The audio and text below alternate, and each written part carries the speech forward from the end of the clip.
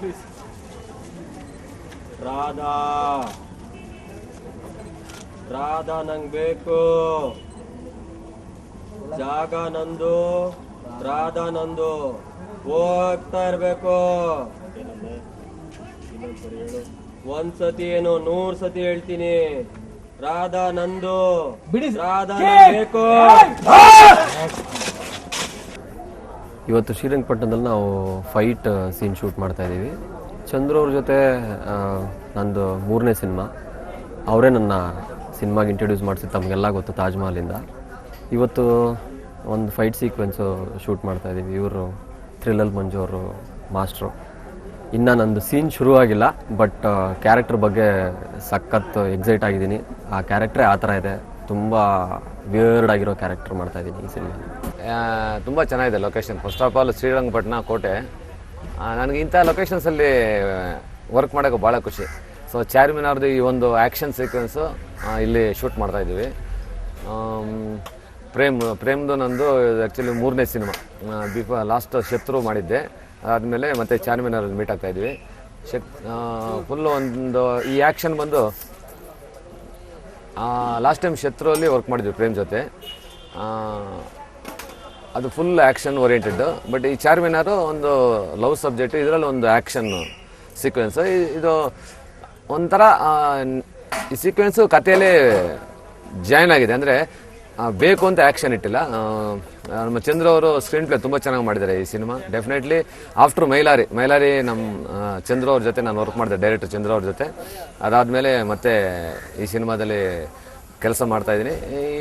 ಈ ಸಬ್ಜೆಕ್ಟ್ ತುಂಬಾ ಡಿಫ್ರೆಂಟಾಗಿ ಮಾಡಿದರೆ ಡೆಫಿನೆಟ್ಲಿ ಒಂದು ಒಳ್ಳೆ ಮೆಸೇಜು ಕೊಡುತ್ತೆ. ಈ ಆ್ಯಕ್ಷನ್ ಸೀಕ್ವೆನ್ಸು ಪ್ರೇಮ್ ಪ್ಲಸ್ ಒಂದು 10 ಜನ ಫೈಟರ್ಸ್ ನಡುವೆ ನಡೆಯುತ್ತೆ. ತುಂಬಾ ಒಂದು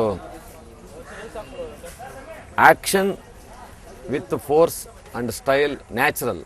ಅಂದರೆ ಒಂದು ಸ್ವಲ್ಪ ಓಮ್ ಸ್ಟೈಲಲ್ಲಿ ಫೀಲ್ ಕೊಟ್ಟು ಒಂದು ಕಮರ್ಷಿಯಲಾಗೂ ಕಂಪೋಸ್ ಮಾಡ್ತಾಯಿದ್ದೀನಿ. ತುಂಬ ಚೆನ್ನಾಗಿ ಮಾಡ್ತಾಯಿದ್ದಾರೆ ಪ್ರೇಮು.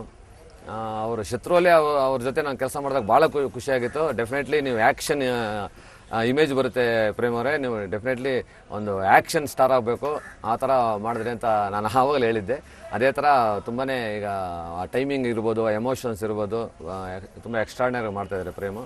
ಸೊ ನಮ್ಮ ಡೈರೆಕ್ಟರ್ ಚಂದ್ರ ಅವರು ಕೂಡ ಒಳ್ಳೆ ಫೈಟ್ ಹೈಲೈಟ್ ಬರಬೇಕು ನೀವು ಹೇಗಾದ್ರೂ ಬಿಟ್ಟಿದ್ದಾರೆ. ನಮ್ಮ ಕ್ಯಾಮ್ರಾಮನ್ ಚಂದ್ರು ಅವರು ಕೂಡ ಒಳ್ಳೆ ಸಾಥ್ ಕೊಡ್ತಾ ಇದ್ದಾರೆ. ಡೆಫಿನೆಟ್ಲಿ ಈ ಚಾರ್ಮಿನಾರ್ ಆ್ಯಕ್ಷನ್ ಜನಕ್ಕೆ ಇಷ್ಟ ಆಗುತ್ತೆ.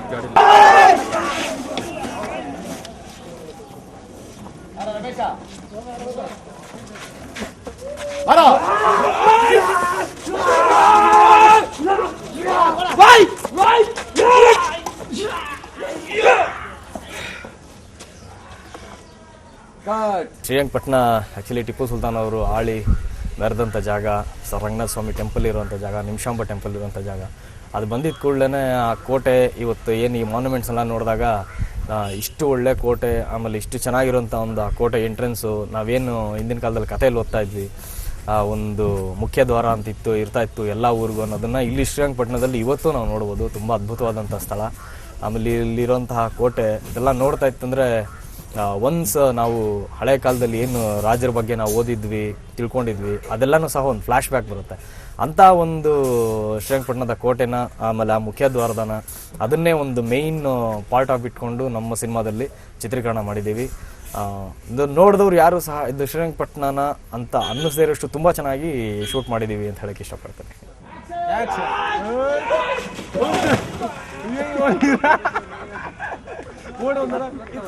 ಗೆಟಪ್ ಬಗ್ಗೆ ಬಂದು ನಾವು ಮೊದಲೇ ಹೇಳಿದಾಗೆ ಚಾರ್ಮಿನಾರಲ್ಲಿ ಒಂದು 4 ಶೇಡ್ ಬರುತ್ತೆ ಅಂತ ಹೇಳಿದ್ವಿ. ಅದರಲ್ಲಿ ಇದು ಒಂದು ಶೇಡು.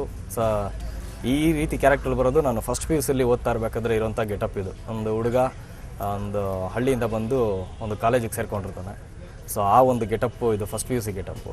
ಸೊ ಹಾಗಾಗಿ ಸಿನಿಮಾದಲ್ಲಿ ಏನು ಶೇಡ್ಸ್ ಸ್ಕ್ರಿಪ್ಟ್ ಏನು ಡಿಮ್ಯಾಂಡ್ ಮಾಡ್ತು ಅದರಲ್ಲಿ ಇದು ಒಂದು ಗೆಟಪ್ನ ಕೊಡಬೇಕು ಅಂತ ನಮ್ಮ ಡೈರೆಕ್ಟರ್ ಕೇಳಿದ್ರಿಂದ ಈ ಗೆಟಪ್ಪಲ್ಲಿ ನಿಂತಿದ್ದೀನಿ. ಫೈಟ್ ಸೀಕ್ವೆನ್ಸ್ ಬಂದು ಆ ಸಿನಿಮಾದಲ್ಲಿ ಬಂದು ವೆರಿ ಇನ್ನೋಸೆಂಟ್ ಕ್ಯಾರೆಕ್ಟರ್. ನಾನು ಯಾರ ತಂಟೆಗೂ ಹೋಗೋದಿಲ್ಲ, ತುಂಬ ಭಯಸ್ಥ ನಾನು. ಸೊ ಅಂಥ ಇನ್ನೋಸೆಂಟ್ನ ಬಂದು ಯಾವ ವಿಷಯದಲ್ಲಿ ಕೆತ್ಕಿದ್ರು ಅವ್ರು ಸುಮ್ಮನೆ ಇರ್ತಾರೆ. ಅವ್ರು ತಲೆ ಮೇಲೆ ಹೊಡೀರಿ ಟಾರ್ಚರ್ ಮಾಡಿ ಏನಾದರೂ ಬೈ ಸುಮ್ಮನೆ ಇರ್ತಾರೆ. ಆದರೆ ಒಂದು ಹುಡುಗಿ ಅಂತ ಒಂದು ವಿಚಾರ ಬಂದಾಗ ಯಾವುದೇ ಹುಡುಗ ಆಗಿರ್ಬೋದು, ಎಷ್ಟೇ ಇನ್ನೋಸೆಂಟ್ ಆಗಿರ್ಬೋದು, ಅದೊಂದು ಸ್ಪಾರ್ಕ್ ಅವನಿಗೆ ಗೊತ್ತಿಲ್ದಿರೇ ಒಂದು ಇಗ್ನೈಟ್ ಆಗುತ್ತೆ. ಸೊ ಹುಡುಗಿ ವಿಚಾರ ಬಂದಾಗ ಅದೇ ರೀತಿ ಇಲ್ಲೂ ನಂದು ಸಹ ಬಂದು ನಾನು ಪ್ರೀತಿಸ್ತಾರ ಹುಡುಗಿನ ಒಂದು ಹುಡುಗಿ ನನ್ನವಳು ಅಂತ ವಿಲ್ಲನ್ ಹೇಳಿದಾಗ ಅಲ್ಲಿ ನನಗೆ ಕೋಪ ಬಂದು ಒಂದು ಫೈಟ್ ಮಾಡೋವಂಥ ಸೀಕ್ವೆನ್ಸ್ ಇದು. 100%. ಯಾಕಂದರೆ ಏನಕ್ಕೆ ಜಗಳ ಮಾಡಿಲ್ಲ ಅಂದರೂ ಎಲ್ಲ ಹುಡುಗರು ಹುಡುಗಿರಿಗೋಸ್ಕರ ಜಗಳ ಮಾಡಿರ್ತಾರೆ. ಸೊ ಆ ಸೀಕ್ವೆನ್ಸ್ ನಮ್ಮ ಸ್ಕೂಲಲ್ಲೂ ಸಾಕಷ್ಟು ನಡೆದಿತ್ತು. ಸೊ ಅದು ಇಲ್ಲಿ ಮಾಡ್ತಾ ಇರ್ಬೇಕಾದ್ರೆ ಒನ್ಸ್ ಅಗೇನ್ ಎಲ್ಲ ಫ್ಲ್ಯಾಶ್ ಬ್ಯಾಕ್ ಬಂದು ಹೋಗ್ತಾ ಇದೆ. ಥ್ರಿಲ್ಲರ್ ಮಂಜು ಅವ್ರ ಜೊತೆ ಹೇಳ್ಬೇಕಂದ್ರೆ ನಾನು ತುಂಬ ಇಷ್ಟಪಡೋವಂಥ ಫೈಟ್ ಮಾಸ್ಟ್ರು, ತುಂಬ ದೊಡ್ಡ ಹೆಸರು ಮಾಡಿರೋಂಥ ಫೈಟ್ ಮಾಸ್ಟ್ರು. ಸೊ ನನ್ನ ಶತ್ರು ಸಿನಿಮಾದಲ್ಲಾಗಿರ್ಬೋದು, ಪಲ್ಲಕ್ಕಿ ಸಿನಿಮಾ ಆಗಿರ್ಬೋದು, ಈ ಸಿನಿಮಾ ಆಗಿರ್ಬೋದು, ಇದನ್ನು ನನ್ನವರ ಕಾಂಬಿನೇಷನಲ್ಲಿ 3ನೇ cinema. So fantastic fight master. ಆಮೇಲೆ ಆ್ಯಕ್ಷನ್ ಸೀಕ್ವೆನ್ಸ್ನ ಡೈರೆಕ್ಟರ್ ಜೊತೆ ಕೂತ್ಕೊಂಡು ಡಿಸ್ಕಷನ್ ಮಾಡಿ ಯಾವ ರೀತಿ ಸಬ್ಜೆಕ್ಟ್ ಒಳಗಡೆನೇ ಅದನ್ನು ತೊಗೊಂಡು ಹೋಗ್ಬೇಕು ಅನ್ನೋದನ್ನು ಚೆನ್ನಾಗಿ ಗೊತ್ತಿರೋಂಥ ಮಾಸ್ಟರ್. ಯಾವುದು ಟ್ರ್ಯಾಕ್ ಬಿಟ್ಟು ಹೊರಗಡೆ ಹೋಗೋವಂಥ ಫೈಟ್ ಇಲ್ಲ ಇದರಲ್ಲಿ. ಯಾಕಂದರೆ ಕಥೆಯಲ್ಲೇ ಫೈಟ್ ಬರೋದ್ರಿಂದ ಅದಕ್ಕೆ ಥ್ರಿಲ್ಲರ್ ಮಂಜು ಅವರೇ ತುಂಬ ಆಪ್ಟು ಅಂಥೇಳಿ ಒಂದು ಡೈರೆಕ್ಟ್ರು ನಾವೆಲ್ಲ ಸರಿ ಡಿಸೈಡ್ ಮಾಡಿ ಈ ಒಂದು ಫೈಟ್ ಸೀಕ್ವೆನ್ಸ್ನ ಅವ್ರಿಗೆ ಕೊಟ್ರಿ. ಈಗ ನೀವೇ ನೋಡ್ತಾರಂಗೆ ತುಂಬ ನ್ಯಾಚುರಲ್ ಆಗಿ ಒಂದು ಕಾಲೇಜ್ ಹುಡುಗ ತನ್ನ ಹುಡುಗಿ ಬಗ್ಗೆ ಯಾರಾದರೂ ರೇಗಿಸಿದಾಗ ವಿಲನ್ಗಳ ಜೊತೆನಲ್ಲಿ ಯಾವ ರೀತಿ ಹೊಡೆದಾಡ್ತಾನೆ ಅನ್ನೋದನ್ನು ತುಂಬ ನ್ಯಾಚುರಲ್ ಆಗಿ, ಎಲ್ಲೂ ಇದು ಕಂಪೋಸ್ಡ್ ಫೈಟ್ ಥರ ಆ ಥರ ಎಲ್ಲೂ ಇರೋದಿಲ್ಲ. ನ್ಯಾಚುರಲ್ ಆಗಿ ಒಂದು ಹುಡುಗ ಮತ್ತೊಂದು ಜನ 4 ಜನ ಹುಡುಗರು ಇರ್ತಾನೆ ಯಾವ ರೀತಿ ಫೈಟ್ ಮಾಡ್ತಾನೆ ಆ ರೀತಿಯಾಗಿ ಕಂಪೋಸ್ ಮಾಡ್ತಾಯಿದ್ದಾರೆ. ನನ್ನ ಶತ್ರು ಸಿನಿಮಾದಲ್ಲೂ ಸಹ ಅವರೇ ತುಂಬ ಚೆನ್ನಾಗಿ ಫೈಟ್ ಕೊರಿಯೋಗ್ರಫಿ ಮಾಡಿದರು. ಬಹಳ ನಮ್ಮ ಒಂದು ಟೈಮಿಂಗ್ ಆಗಿರ್ಬೋದು, ಮತ್ತು ಫೈಟರ್ಸ್ ಸೇಫ್ಟಿ ಆಗಿರ್ಬೋದು, ನಮ್ಮ ಸೇಫ್ಟಿ ಆಗಿರ್ಬೋದು, ಎಲ್ಲನೂ ಸಹ ಫಸ್ಟು ಮೈಂಡಲ್ಲಿ ಇಟ್ಕೊಂಡು ನೀಟಾಗಿ ಅದನ್ನು ಕಂಪೋಸ್ ಮಾಡಿ 100% ರಿಸಲ್ಟ್ ಬರೋವರೆಗೂ ಅದನ್ನು ತುಂಬ ಚೆನ್ನಾಗಿ ನಮಗೆ ಐಡಿಯಾ ಕೊಟ್ಟು ಮಾಡಿಸೋವಂಥ ಮಾಸ್ಟರ್ ಥ್ರಿಲ್ಲರ್ ಮಂಜು ಅವರು. ಸೊ ಅವ್ರ ಹೊತ್ತಿನಲ್ಲಿ 3ನೇ ಸಿನಿಮಾ ಮಾಡ್ತಾ ಇರೋದು ಬಹಳಷ್ಟು ಖುಷಿ ಆಗ್ತಾಯಿದೆ.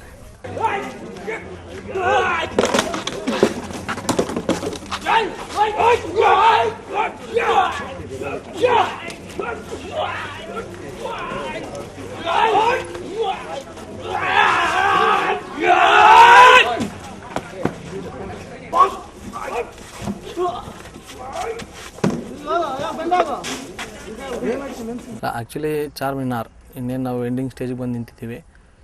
ಚಾರ್ಮಿನಾರ್ ಕತೆ ಹುಟ್ಟೋದೇ ಇಲ್ಲಿಂದ, SR ಪಟ್ಟಣದಿಂದ, ಅಂದರೆ ಶ್ರೀರಂಗಪಟ್ಟಣದಿಂದ. ಸೊ ಇದು ಟಿಪ್ಪು ಆಳಿದ ಜಾಗ ನಿಜ. ಬಟ್ ಇದಕ್ಕೂ ನನಗೂ ಏನೋ ಒಂದು ಸಂಬಂಧ. ಏನಕ್ಕೆ ಅಂತಂದರೆ ಮೈಲಾರಿ ಅಚಾನಕ್ಕಾಗಿ ಬಂದ್ವಿ, ರಂಗನಾಥ ಸ್ವಾಮಿ ಟೆಂಪಲ್ ಮುಂದೆ ಶೂಟ್ ಮಾಡಿದ್ವಿ, ಸೂಪರ್ ಡೂಪರ್ ಹಿಟ್ ಆಯಿತು. ಜೊತೆಗೆ ನಾನು ಎಕ್ಸ್ಪೆಕ್ಟೂ ಮಾಡಿಲ್ಲ, ಲೊಕೇಶನ್ ಸರ್ಚ್ ಮಾಡ್ತಾಯಿದ್ವಿ ಕತೆಗೆ ಈ ಥರ ಇರಬೇಕು ಅಂತ. ಆಗ ಸಿಕ್ಕಿದ್ದೆ ನನಗೆ ಮೈಲಾರಿ ಮಾಡಿದ ಲೊಕೇಶನ್ ಬೇರೆ, ಇವಾಗ ಮಾಡ್ತಿರೋ ಲೊಕೇಶನ್ ಬೇರೆ. ಇವಾಗ ಫೋರ್ಟು ಸುತ್ತಮುತ್ತ ಮಾಡ್ತಾಯಿದ್ದೀವಿ. ಬಿಕಾಸ್ ಆಫ್ ಮೇಜರ್ ಉದ್ದೇಶ ಇಷ್ಟೇ, ನನ್ನ ಕತೆ ಹುಟ್ಟೋ ಜಾಗ ಅದು. ಫಸ್ಟ್ ಬಸ್ ಸ್ಟಾಪು, ಸರ್ಕಲ್ಲು, ಸುತ್ತಮುತ್ತ ಜಾಗಗಳು ಯೂಸ್ ಮಾಡ್ಕೊಂಡು ಶ್ರೀರಂಗಪಟ್ಟಣ ಸುತ್ತಮುತ್ತ ಮಾಡ್ತಾಯಿದ್ವಿ. ಒಂದಂತೂ ಹೇಳ್ತೀನಿ, ಶ್ರೀರಂಗಪಟ್ಟಣನ ಇಷ್ಟು ದಿನ ನೀವೇನು ನೋಡಿದ್ದೀರಾ ಅದನ್ನು ಬೇರೆ ರೀತಿಯೇ ನಾನು ಚಾರ್ಮಿನಾರಲ್ಲಿ ತೋರ್ಸೋಕ್ಕೆ ಕೊಟ್ಟಿದ್ದೀನಿ. ಆಲ್ಮೋಸ್ಟ್ ಚಾರ್ಮಿನಾರ್ ಎಲ್ಲರೂ ನನಗೆ ತಾಜ್ ಮಹಲ್ ಪಾರ್ಟ್ 2 ಅಂತಾರೆ. ನಾನೇನು ಹೇಳ್ತಾ ಇಲ್ಲ. ಸಿನಿಮಾ ನೋಡಿದ್ಮೇಲೆ ಪಾರ್ಟ್ 2 ಇದೇ ಬೇರೆನ ಗೊತ್ತಾಗುತ್ತೆ. ಪ್ರೇಮ್ ಅವ್ರಿಗೆ ಒಂದು ಬೇರೆದ್ದೇ ಥರದ ಗೆಟಪ್ಗಳು ಇಟ್ಕೊಂಡು ಒಂದು ವಿಭಿನ್ನವಾದ ಗೆಟಪ್ಗಳು ಇಟ್ಕೊಂಡು ಇವಾಗ ನೋಡ್ತಾ ಇರೋದು PUC ಗೆಟಪ್ ಇದು. ಇದಕ್ಕೆ ಆದಮೇಲೆ ಮೆಚೂರ್ಡ್ ಗೆಟಪ್ಪು 4 ಗೆಟಪ್ ಇದೆ. ಸೊ ಪ್ರೇಮ್ ಅವ್ರಿಗೂ ಇದು ಹೊಸ ಥರದ್ದು ಅಂತ ಅವರು ಕೂಡ ಫೀಲ್ ಆಗಿದ್ದಾರೆ. ಜೊತೆಗೆ ನನಗೆ ತುಂಬ ಜನ ತಾಜ್ ಮಹಲ್ ಥರದ್ದು ಸಿನಿಮಾ ಮಾಡಿ ಅಂದಿದ್ದಕ್ಕೋಸ್ಕರವಾಗಿ ಒಂದು ರಿಯಲ್ ಸಬ್ಜೆಕ್ಟ್ ಸಿಕ್ಕಿದ್ರೆ ಸ್ಟಾರ್ಟ್ ಮಾಡಿದ್ದೀನಿ. ಜೊತೆಗೆ ಈ ಸಿನಿಮಾಗೆ ನಾನೇ ನಿರ್ಮಾಪಕ ಕೂಡ ಆಗಿದ್ದೀನಿ, ಅದೊಂದು ವಿಶೇಷತೆ ಅಂತ ಹೇಳ್ಬೋದು. ಒಬ್ಬ ನಿರ್ಮಾಪಕನಾಗಿ, ಒಬ್ಬ ನಿರ್ದೇಶಕನಾಗಿ ಕತೆ, ಚಿತ್ರಕಥೆ, ಸಂಭಾಷಣೆ ಎಲ್ಲ ಕೂತ್ಕೊಂಡು ಬರೋದು ಭಾಳ ಖುಷಿ ಪಡ್ಕೊಂಡು ಕೆಲಸ ಮಾಡ್ತಾಯಿದ್ದೀನಿ. ಇವತ್ತಿನ ಬಂದ ಎಪಿಸೋಡ್ ಬಂದು ಥ್ರಿಲ್ಲರ್ ಮಂಜು ಮಾಸ್ಟ್ರು ಫೈಟ್ ಮಾಡ್ತಾಯಿದ್ದೀವಿ. ನಮ್ಮ ಮೈಲಾರಿಗೂ ಕೂಡ ಆಲ್ಮೋಸ್ಟ್ ಎಲ್ಲ ಫೈಟ್ಸ್ ಅವರೇ ಕಂಪೋಸ್ ಮಾಡಿದರು. ಸೊ ಈಗ ಇಲ್ಲಿದ್ರೊಳಗೆ ಒಂದು ಫೈಟ್ ಇದೆ. ಆ ಫೈಟ್ನ ಒಂದು ಕೋಟೆಯಲ್ಲಿ ನಾಯಕನ ಅಡ್ಡಗಟ್ಟತಕ್ಕಂತಹ ಹುಡುಗರುಗಳು ಬಂದು ಅಟ್ಯಾಕ್ ಮಾಡ್ತಾರೆ. ಆ ಥರದೊಂದು ನ್ಯಾಚುರಲ್ ಫೈಟ್ನ ಇವತ್ತೊಂದು ಕಂಪೋಸ್ ಮಾಡ್ತಾಯಿದ್ದೀವಿ. ಸೊ ಆಲ್ಮೋಸ್ಟ್ ನಾವು ಅಂದ್ಕೊಂಡಂಗೆ ಅಂತ ಎಲ್ಲ ಆದರೆ November end or December first week ಆ ಟೈಮಲ್ಲಿ ಬರೋಣ ಅಂತ, ರಿಲೀಸ್ ಮಾಡೋಣ ಅಂತ ಪ್ಲ್ಯಾನ್ ಮಾಡ್ಕೊಂಡಿದ್ದೀವಿ. ಆಲ್ಮೋಸ್ಟ್ ಒಂದು 80-85% ಸಿನಿಮಾ ಕಂಪ್ಲೀಟ್ ಆಗಿದೆ. ಈ ಫೈಟು ಇನ್ನೊಂದು 2 ಸಾಂಗ್ ಇದೆ. ಮೋಸ್ಟ್ ಆಲ್ 28 ಈ ಮಂತ್ ಎಂಡ್ 28ಕ್ಕೆ ಎಲ್ಲ ಆಲ್ಮೋಸ್ಟ್ ಕಂಪ್ಲೀಟ್ ಆಗುತ್ತೆ. ಅದರ್ವೈಸು ನಾನು ಇದಕ್ಕೆ ಮುಂಚೆನೇ ಶೂಟಿಂಗ್ ಕಂಪ್ಲೀಟ್ ಆಗಿತ್ತು ಟಾಕಿ ಪೋರ್ಷನ್ನು, ಅದೆಲ್ಲ ಎಡಿಟಿಂಗ್ ಮಾಡ್ಕೊಂಡಿದ್ದೀನಿ. ಇನ್ನೇನು ಡಬ್ಬಿಂಗ್ ಮಾಡ್ಕೊಂಡೆಲ್ಲ ರೆಡಿ ಮಾಡಿ ಫಟಾಫಟ್ ಅಂತೆಲ್ಲ ರೆಡಿ ಮಾಡಿ ನಾನು ಅಂದ್ಕೊಂಡಂಗೆ ಆದರೆ ನಾನು ಆಗಲೇ ಹೇಳ್ದಂಗೆ ಡಿಸೆಂಬರ್ ಒಳಗಡೆನೇ ರಿಲೀಸ್ ಮಾಡೋದು ಪ್ಲ್ಯಾನ್ ಮಾಡ್ತಿದ್ದೀನಿ.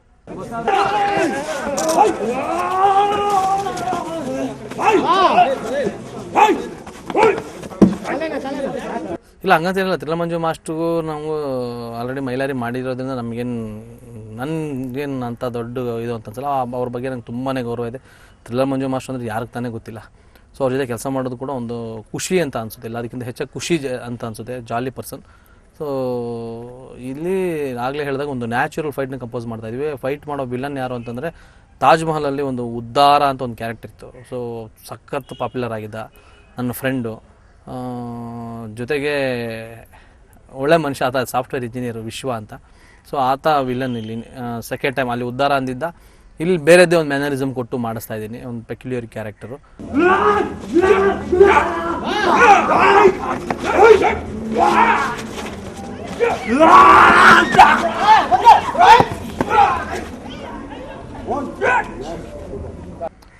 ಇಲ್ಲ ಚಾರ್ ಮಿನಾರ್ ಅಂತಂದರೆ 4 ಕಂಬಗಳು.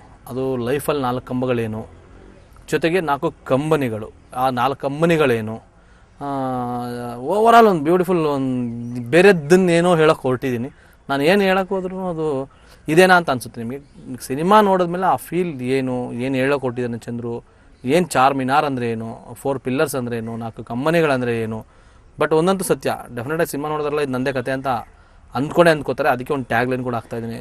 ಹಂಗೇನಾದ್ರು ಅಂದ್ಕೊಳ್ಳೋರಿಗೆ ದಯವಿಟ್ಟು ಇದು ನಿಮ್ಮದೇ ಕತೆ ಆಗಿದ್ದರೆ ಅದಕ್ಕೆ ನಾನು ಜವಾಬ್ದಾರನಲ್ಲ ಅಂತ. ಅದಾದಮೇಲೆ 24 ಶೀಟ್ರಿಗೆಲ್ಲ ಒಂದು ಟ್ಯಾಗ್ ಲೈನು. ಎಷ್ಟೋ ಸಿನಿಮಾಗಳು ಹುಡ್ತವೆ, ಎಷ್ಟೋ ಸಿನಿಮಾಗಳು ಎಷ್ಟೋ ಪ್ರೀತಿಗಳು ಹುಡ್ತವೆ, ಎಷ್ಟೋ ಪ್ರೀತಿಗಳು ಸಾಯ್ತವೆ, ಒಂದಷ್ಟು ಪ್ರೀತಿಗಳು ಸಿನಿಮಾನೂ ಆಗ್ತವೆ. ಇದು ನನ್ನ ಟ್ಯಾಗ್ ಲೈನು.